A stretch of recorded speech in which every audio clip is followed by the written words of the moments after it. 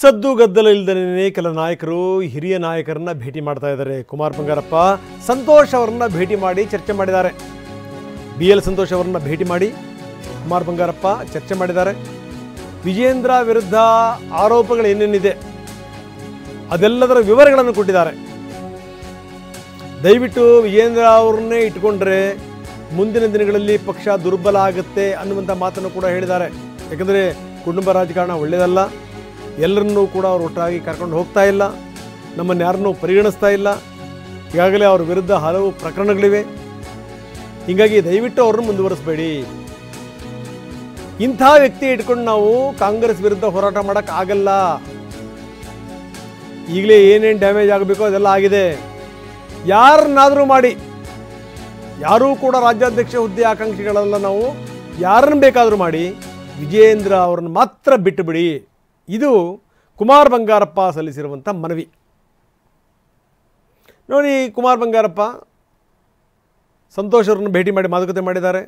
ವಿಜೇಂದ್ರ ಅವರ ಮೇಲೆ ಆರೋಪಗಳ ಪಟ್ಟಿ ಕೊಟ್ಟಿದ್ದಾರೆ. ಈಗಾಗಲೇ ಹಲವಾರು ಪ್ರಕರಣಗಳಿವೆ ಅವರ ವಿರುದ್ಧ. ಅವ್ರನ್ನ ಇಟ್ಕೊಂಡು ಕಾಂಗ್ರೆಸ್ ವಿರುದ್ಧ ನಾವು ಹೋರಾಟ ಮಾಡೋಕ್ಕೆ ಸಾಧ್ಯವೇ ಇಲ್ಲ. ನಮ್ಮಲ್ಲಿ ಯಾರೂ ಕೂಡ ಆಕಾಂಕ್ಷಿಗಳಲ್ಲ ನಾವು. ದಯವಿಟ್ಟು ನೀವು ಯಾರನ್ನಾದರೂ ಪರಿಗಣಿಸಿ, ಆದರೆ ಅಧ್ಯಕ್ಷರನ್ನ ಬದಲಾಯಿಸಿ, ವಿಜೇಂದ್ರ ಅವ್ರನ್ನ ಅಧ್ಯಕ್ಷರನ್ನಾಗಿ ಮುಂದುವರಿಸಬೇಡಿ. ಇದು ಕುಮಾರ್ ಬಂಗಾರಪ್ಪ ಮಾಡಿರುವಂಥ ಮನವಿ. ನಾವು ಎರಡೆರಡು ಫೋಟೋವನ್ನು ತೋರಿಸ್ತಾ ಇದ್ದೀವಿ. ಒಂದು ನಡ್ಡಾ ಅವರನ್ನು ಭೇಟಿ ಮಾಡಿದಂಥ ಅರವಿಂದ್ ಲಿಂಬಾವಳಿ. ಇಲ್ಲಿ ಎರಡು ಚರ್ಚೆಗಳು ಶುರುವಾಗಿವೆ. ಒಂದೇನಾದರೂ ಹಿಂದುಳಿದ ವರ್ಗದವರನ್ನ ನೀವೇನಾದರೂ ಅಧ್ಯಕ್ಷರನ್ನು ಮಾಡ್ತೀರಿ ಅನ್ನೋದಾದರೆ ಕುಮಾರ್ ಬಂಗಾರಪ್ಪನವ್ರನ್ನ ಪರಿಗಣಿಸಿ ಎನ್ನುವಂಥ ಒಂದು ಮನವಿ, ಅಥವಾ ದಲಿತರನ್ನು ನೀವೇನಾದರೂ ಮಾಡ್ತೀರಿ ಅನ್ನೋದಾದರೆ ಅರವಿಂದ್ ಲಿಂಬಾವಳಿ ಅವರನ್ನ ಪರಿಗಣಿಸಿ. ಅದಕ್ಕೆ ಮುಂದೆ ಹೋಗಿ ಹೇಳ್ತಾರೆ, ಇಲ್ಲಿ ಯಾರೂ ಕೂಡ ಹುದ್ದೆ ಆಕಾಂಕ್ಷಿಗಳಿಲ್ಲ, ಯಾರನ್ನು ಬೇಕಾದವ್ರನ್ನ ಮಾಡ್ಕೊಳ್ಳಿ, ಆದರೆ ವಿಜೇಂದ್ರ ಬೇಡ. ಹರೀಶ್ ನಮ್ಮ ಪ್ರತಿನಿಧಿ ನಮ್ಮೊಂದಿಗೆ ಈಗ ನೇರ ಸಂಪರ್ಕದಲ್ಲಿದ್ದಾರೆ. ಹರೀಶ, ನಾವು ನೋಡ್ತಾ ಇದ್ದೀವಿ ನಾಯಕರು ಸದ್ದು ಗದ್ದಲ ಇಲ್ಲದೇ ಕೆಲ ನಾಯಕರನ್ನ ಭೇಟಿ ಮಾಡ್ತಾ ಇದ್ದಾರೆ, ಮಾತಾಡ್ತಾ ಇದ್ದಾರೆ. ಇಲ್ಲಿ ನೋಡಿ, ಒಂದು ಕಡೆಗೆ ದಾಳಗಳನ್ನೂ ಕೂಡ ಉರುಳಿಸ್ತಾ ಇದ್ದಾರೆ. ನೀವು ಅಧ್ಯಕ್ಷರನ್ನು ಮಾಡೋದಾದರೆ ನಮ್ಮನ್ನು ಪರಿಗಣಿಸಿ ಹಿಂದುಳಿದ ವರ್ಗದಿಂದ ಅನ್ನುವಂಥ ಮಾತನ್ನು ಕುಮಾರ್ ಬಂಗಾರಪ್ಪ ಹೇಳಿರುವಂಥದ್ದು. ಏನಾದರೂ ದಲಿತರನ್ನು ನೀವು ನಾಯಕರನ್ನಾಗಿ ಮಾಡ್ತೀರಿ ಅನ್ನೋದಾಯಿತು ಅಂತಂದರೆ, ಅಧ್ಯಕ್ಷರನ್ನು ಮಾಡ್ತೀರಿ ಅಂತಂದರೆ ಅರವಿಂದ್ ಲಿಂಬಾವಳಿ ಅವ್ರನ್ನ ಪರಿಗಣಿಸಿ.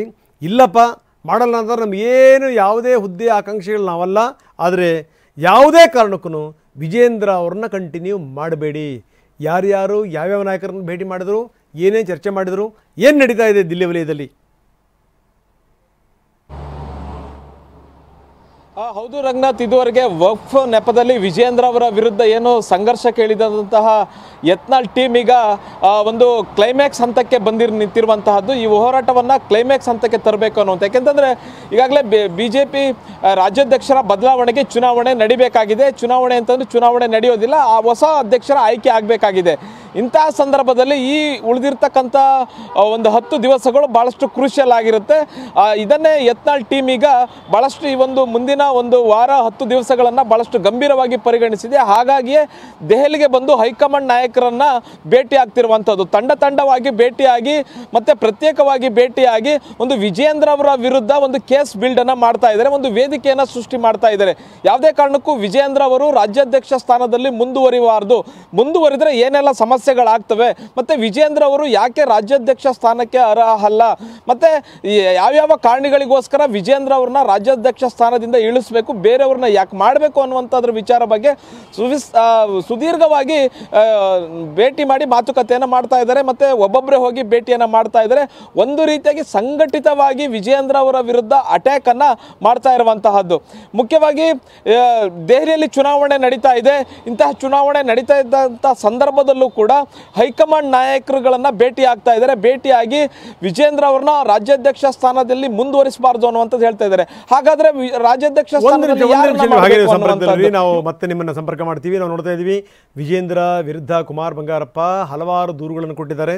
ಏನೇನಾಗ್ತಾ ಇದೆ ರಾಜ್ಯದಲ್ಲಿ, ಪಕ್ಷವನ್ನು ಕಟ್ಟುವಂಥ ಬಗೆ ಹೇಗೆ, ಯಾವ ರೀತಿ ಪಕ್ಷಕ್ಕೆ ಬಹಳ ಸೂಕ್ತವಾದಂಥ ವಾತಾವರಣ ಇದೆ. ಆದರೆ ಇದೆಲ್ಲದಕ್ಕೂ ಕೂಡ ವಿಜೇಂದ್ರ ಯಾವ ರೀತಿ ಅಡ್ಡಿಯಾಗಿದ್ದಾರೆ, ಕಾಂಗ್ರೆಸ್ಸಿನ ವೈಫಲ್ಯಗಳು, ಜೊತೆಗೇನಂದ್ರೆ ಆ ವೈಫಲ್ಯಗಳನ್ನು ಜನರಿಗೆ ಮುಟ್ಟಿಸುವಂಥ ರೀತಿ, ಇದೆಲ್ಲದೂ ಕೂಡ ವಿಜೇಂದ್ರ ಅವ್ರನ್ನ ಇಟ್ಟುಕೊಂಡು ಮಾಡಲಿಕ್ಕೆ ಸಾಧ್ಯ ಇಲ್ಲ. ನೀವು ಯಾರನ್ನು ಬೇಕಾದರೂ ಮಾಡಿ, ಆದರೆ ವಿಜೇಂದ್ರ ಅವ್ರನ್ನ ಬಿಟ್ಟು ನೀವು ಯಾರನ್ನು ಬೇಕಾದರೂ ಮಾಡಿ ಅನ್ನುವಂಥ ಮನವಿ. ಬನ್ನಿ, ಹರೀಶ್ ನಮ್ಮ ಜೊತೆಗೆ ಈಗ ಸಂಪರ್ಕದಲ್ಲಿದ್ದಾರೆ. ಹರೀಶ್, ತಾವು ಮುಂದುವರಿಸಿ ಹರೀಶ್. ಹೌದು ರಂಗನಾಥ್, ನಾನು ಹೇಳ್ತಿದ್ದ ಹಾಗೆ ಈಗ ಯತ್ನಾಳ್ ಅವರ ಟೀಮು ಹೈಕಮಾಂಡ್ ನಾಯಕರನ್ನ ಭೇಟಿಯಾಗಿ ಒಂದಷ್ಟು ವಿಚಾರಗಳನ್ನು ಮುಂದಿಡ್ತಾ ಇದ್ದಾರೆ. ಹಾಗಾದರೆ ವಿಜಯೇಂದ್ರ ಅವರು ಬೇಡ ಅಂತಂದರೆ ಯಾರನ್ನಾದರೂ ರಾಜ್ಯಾಧ್ಯಕ್ಷರನ್ನಾಗಿ ಮಾಡಲೇಬೇಕಾಗತ್ತೆ. ಯಾರನ್ನು ಮಾಡೋದು ಅನ್ನುವಂತಹದ್ದನ್ನು ಕೂಡ ಇವರು ಹೇಳಬೇಕಾಗತ್ತೆ. ಇಂಥ ಸಂದರ್ಭದಲ್ಲಿ ಹೇಳ್ತಾರೆ ದಲಿತರಿಗೆ ಒಂದು ಅವಕಾಶವನ್ನು ಕೊಡಬೇಕು. ದಲಿತರಿಗೆ ಒಂದು ಅವಕಾಶವನ್ನು ಕೊಟ್ವಿ ಅಂತ ಅಂದರೆ ಅಲ್ಲಿ ಅರವಿಂದ್ ಲಿಂಬಾವಳಿ ಅವರು ಸಂಘಟನೆಯಲ್ಲಿ ಕೆಲಸ ಮಾಡಿದ್ದಾರೆ, ಸಂಘಟನೆ ಗೊತ್ತು ಅವರಿಗೆ, ಎಲ್ಲರನ್ನ ಜೊತೆಗೆ ಕರೆದುಕೊಂಡು ಹೋಗುವಂತಹ ಚಾತಿ ಇರ್ತಕ್ಕಂಥವ್ರು ಅವರನ್ನ ಮಾಡಿ. ಇಲ್ಲ ಅಂತಂದ್ರೆ ಕುಮಾರ್ ಬಂಗಾರಪ್ಪ ಅವ್ರು ಮಾಡಿ, OBC ಸಮುದಾಯದಿಂದ ಬರ್ತಾರೆ, OBC ನಾಯಕತ್ವ ಈಗ ಬಿಜೆಪಿಗೆ ಅಗತ್ಯ ಇದೆ, ಹೀಗಾಗಿ ಕುಮಾರ್ ಬಂಗಾರಪ್ಪ ಅವ್ರನ್ನ ಮಾಡಿ ಅನ್ನುವಂತಹ ಒಂದು ವಾದ ಇದೆ. ಇನ್ನೂ ಒಂದು ವಾದವನ್ನ ಮುಂದಿಡ್ತಾ ಇದ್ದಾರೆ ಹೈಕಮಾಂಡ್ ಮುಂದೆ. ನಾವ್ಯಾರು ಆಕಾಂಕ್ಷಿಗಳಲ್ಲ, ನಮಗೆ ವಿಜಯೇಂದ್ರ ಅವ್ರನ್ನ ತೆಗೆದು ಹಾಕಿ ಅನ್ನೋ ಒಂದು ಅಷ್ಟೇ ಒಂದು ನಮ್ಮ ಅಭಿಪ್ರಾಯ. ವಿಜಯೇಂದ್ರ ಅವರು ರಾಜ್ಯಾಧ್ಯಕ್ಷ ಸ್ಥಾನದಲ್ಲಿ ಇರಬಾರ್ದು, ಮತ್ತೆ ನಮ್ಮನ್ನ ಮಾಡದೇ ಇದ್ರೂ ಪರವಾಗಿಲ್ಲ, ನಮ್ಮನ್ನ ಪರಿಗಣಿಸದೇ ಇದ್ರೂ ಪರವಾಗಿಲ್ಲ, ವಿಜಯೇಂದ್ರ ಅವರು ಆ ಸ್ಥಾನದಲ್ಲಿ ಇರಬಾರ್ದು, ಮತ್ತೆ ನಾವ್ಯಾರು ಕೂಡ ರಾಜ್ಯಾಧ್ಯಕ್ಷ ಸ್ಥಾನಕ್ಕೆ ನಮ್ಮನ್ನೇ ಪರಿಗಣಿಸಿ ಅನ್ನುವಂಥ ನಿಟ್ಟಿನಲ್ಲಿ ನಾವು ಯಾವ ಒತ್ತಡವನ್ನು ಇಡ್ತಾ ಇಲ್ಲ ಅನ್ನುವಂಥದ್ದನ್ನು ಕೂಡ ಹೇಳ್ತಾ ಇದ್ದಾರೆ. ಅಂದರೆ ಇಲ್ಲಿ ಮುಖ್ಯವಾಗಿ ವಿಜಯೇಂದ್ರ ಅವರನ್ನೇ ಟಾರ್ಗೆಟ್ ಮಾಡಿ ಅವರನ್ನ ರಾಜ್ಯಾಧ್ಯಕ್ಷ ಸ್ಥಾನದಲ್ಲಿ ಇರಬಾರ್ದು ಅನ್ನುವಂತಹ ಒಂದು ಒತ್ತಡ ಮನವಿಯನ್ನ ಈ ಯತ್ನಾಳ್ ಟೀಮ್ ಅವರು ಮಾಡ್ತಾ ಇರುವಂತಹದ್ದು. ಇದುವರೆಗೆ ಈ ರಮೇಶ್ ಜಾರಕಿಹೊಳಿ ಆಗಿರ್ಬೋದು, ಕುಮಾರ್ ಬಂಗಾರಪ್ಪ ಆಗಿರ್ಬೋದು, ಈಗ ಹೈಕಮಾಂಡ್ ನಾಯಕರುಗಳನ್ನ ಒಬ್ಬೊಬ್ಬರಾಗಿ ಹೋಗಿ ಭೇಟಿ ಮಾಡ್ತಾ ಇದ್ದಾರೆ. ಈಗ ನೆಕ್ಸ್ಟ್ ಯತ್ನಾಳ್ ಅವರು ಬರ್ತಾರೆ. ಯತ್ನಾಳ್ ಅವರು, ಸಿದ್ದೇಶ್ವರ್ ಅವರು, ಅವರದೊಂದು ಟೀಮ್ ಬರುತ್ತೆ.